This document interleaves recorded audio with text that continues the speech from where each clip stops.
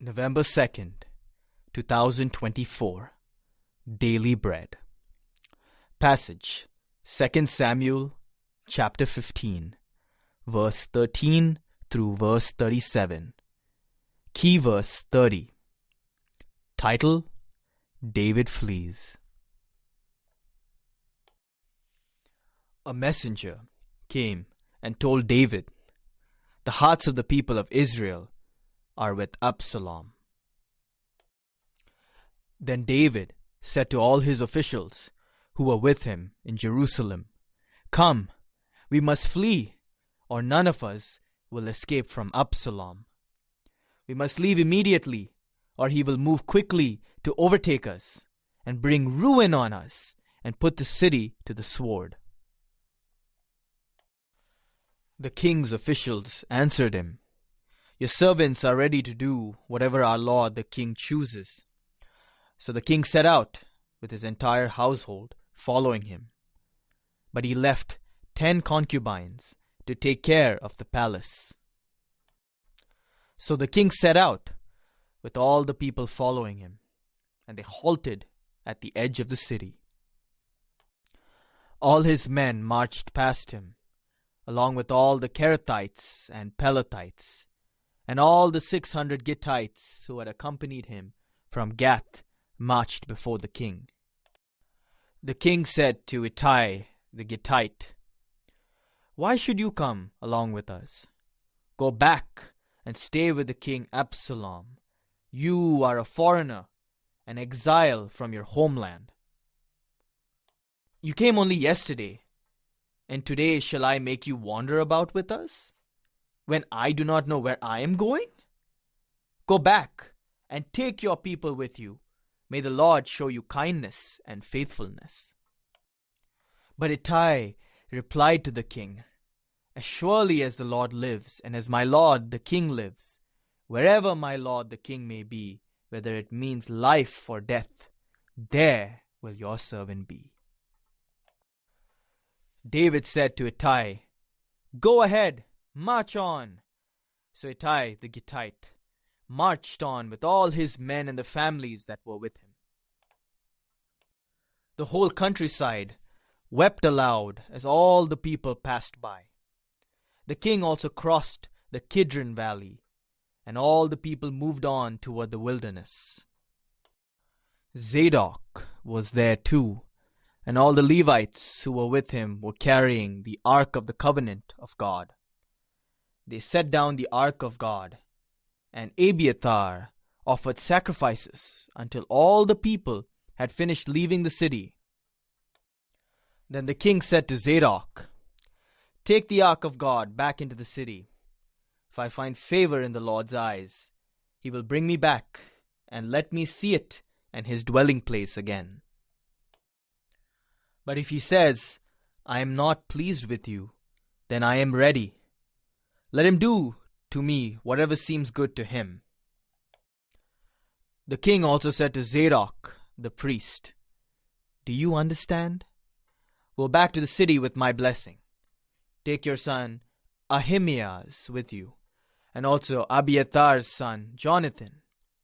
You and Abiathar return with your 2 sons. I will wait at the fords in the wilderness until word comes from you to inform me." So Zadok and Abiathar took the Ark of God back to Jerusalem and stayed there. But David continued up the Mount of Olives, weeping as he went. His head was covered and he was barefoot. All the people with him covered their heads too and were weeping as they went up. Now David had been told, "Ahithophel is among the conspirators with Absalom." So David prayed, "Lord, turn Ahithophel's counsel into foolishness." When David arrived at the summit, where people used to worship God, Hushai the Archite was there to meet him, his robe torn and dust on his head. David said to him, "If you go with me, you will be a burden to me. But if you return to the city and say to Absalom, Your Majesty, I will be your servant. I was your father's servant in the past, but now I will be your servant. Then you can help me by frustrating Ahithophel's advice. Won't the priests Zadok and Abiathar be there with you? Tell them anything you hear in the king's palace. Their 2 sons, Ahimaaz, son of Zadok, and Jonathan, son of Abiathar, are there with them. Send them to me with anything you hear.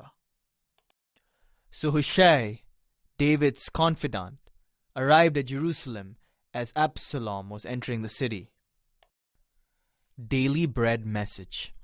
When David heard of Absalom's rebellion and all of Israel falling for Absalom's charm, he fled at once with his officials. David left only 10 of his concubines to guard the palace. Then 600 foreigners, the Gittites, came to David and escorted him. Ironically, these strangers escorted him while his own son wanted to take his life. On this flight, perhaps David realized the cost of his sins, his adultery and murder. Yet we can see the hand of God, who sent many royal people to David and comforted him. God does not stand idly by amidst his people's suffering, but cares and restores them.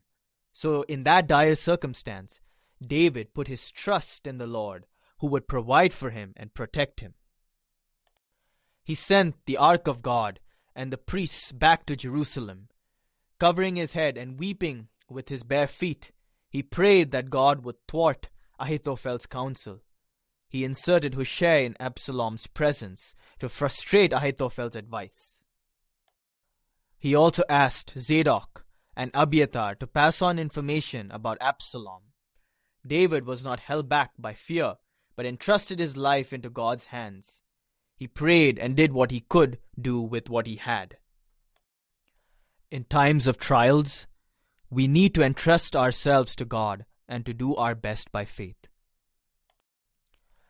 Prayer. Lord, help me have faith in you. In times of trial, enable us to come to you and pray and do what we can do. One word, God works even through trials.